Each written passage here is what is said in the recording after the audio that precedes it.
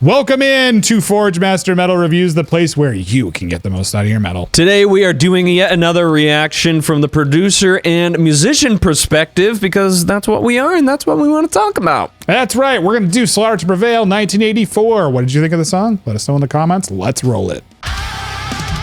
Awesome. Just kicking it right off. Okay. That's unexpected. Yeah. Okay, hang on. Is this Slaughter to Prevail or Lorna Shore? I was not expecting that. Usually this band is like, you know, riff salad, Breakdown big, City, chunky riffs. Yeah. They're kind of going for like a technical sort of thing here. Yeah. Interesting. Really, right off the bat, I'm surprised. Yeah. Ooh. Here's your chunk. That's a sick riff.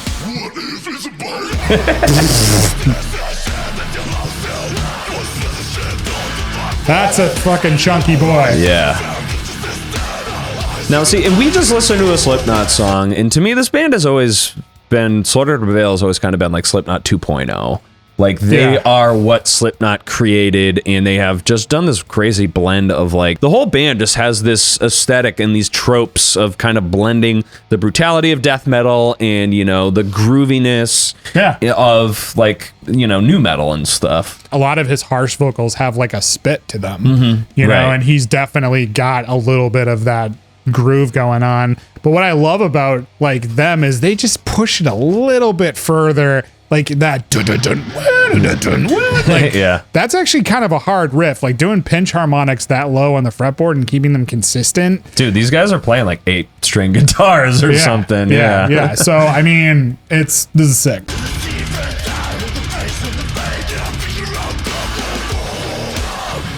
Hell yeah! All right.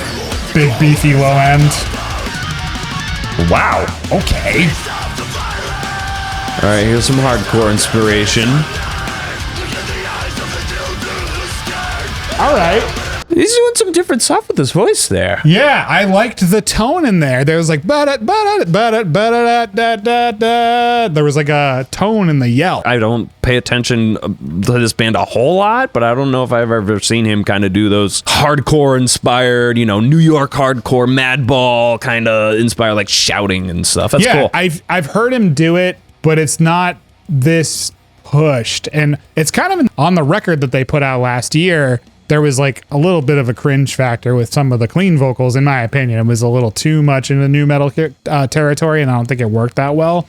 But then you have like Demolisher, which, you know, he's got like a little bit of a tone, but it's way more harsh vocal in it. This is like you said, like straight up, like almost New York hardcore kind of yelling, which is cool. And the riff behind it is very in tune with that as well. Yeah, even the way the drums picked up, like very, very hardcore tune. That's awesome. The black and white, I think, kind of gives that hardcore aesthetic. Yeah, it totally does. This is cool, man.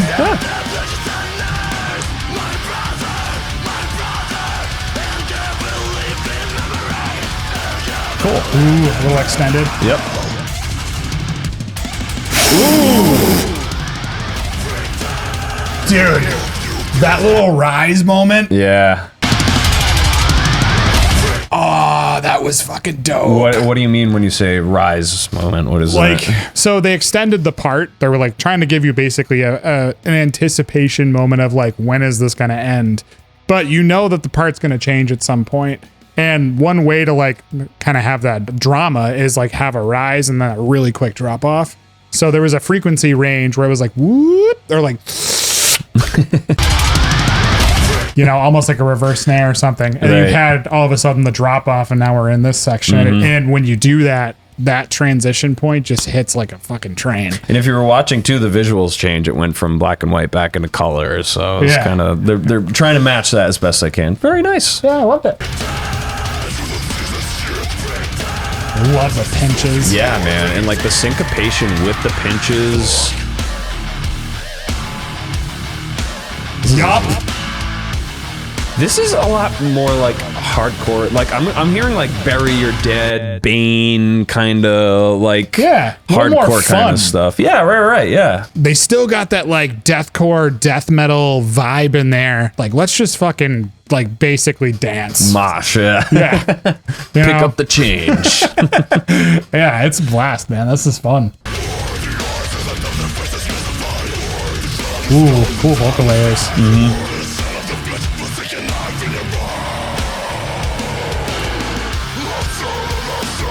Ooh. Cool.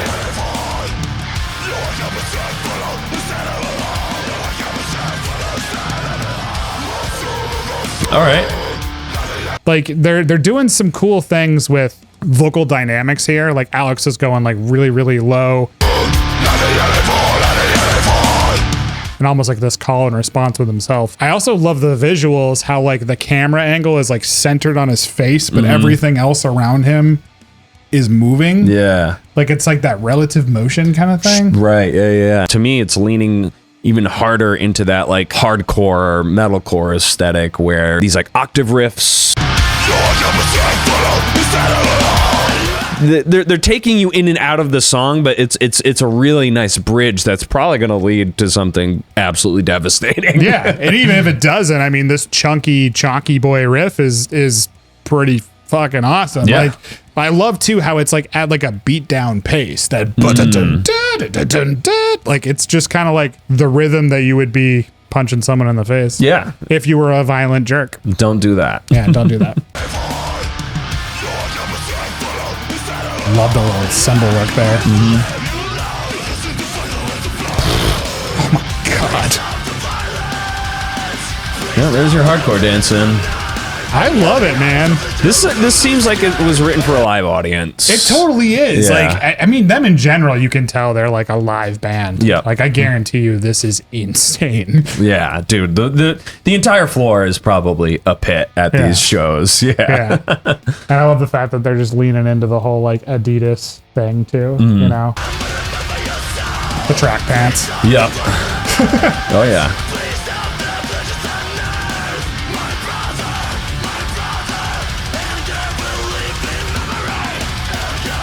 Ooh, nice extended. Cool. Unexpected. What? That's rad. Nice.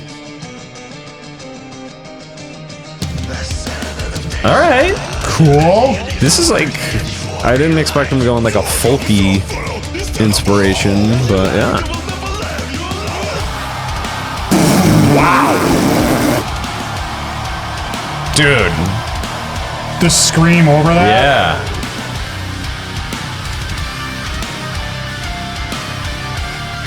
I love the rhythm behind that.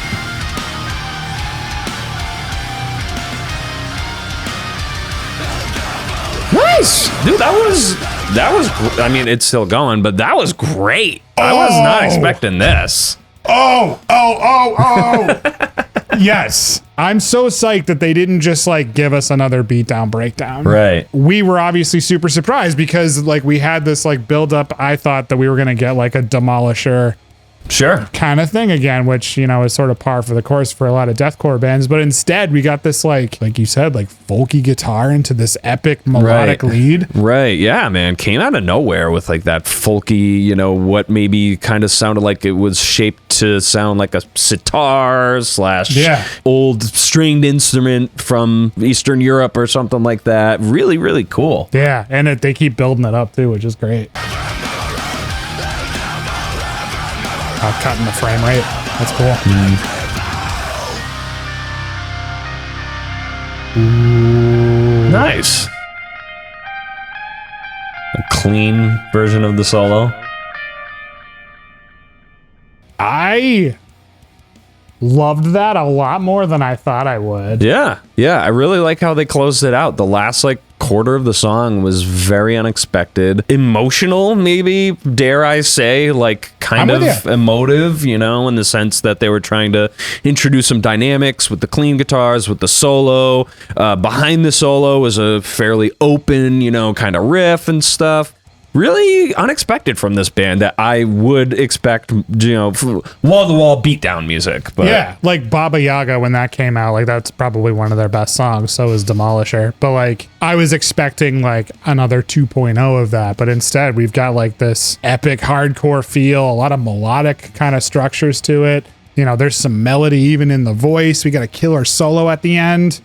I'm digging it, man. This is great. It's a cool direction for this band. Yeah, for sure. And what do you think of Slaughter to Prevail's 1984? Be sure to leave your comments down below. Go with the gods, Forge Masters. Don't be stuck in 1984.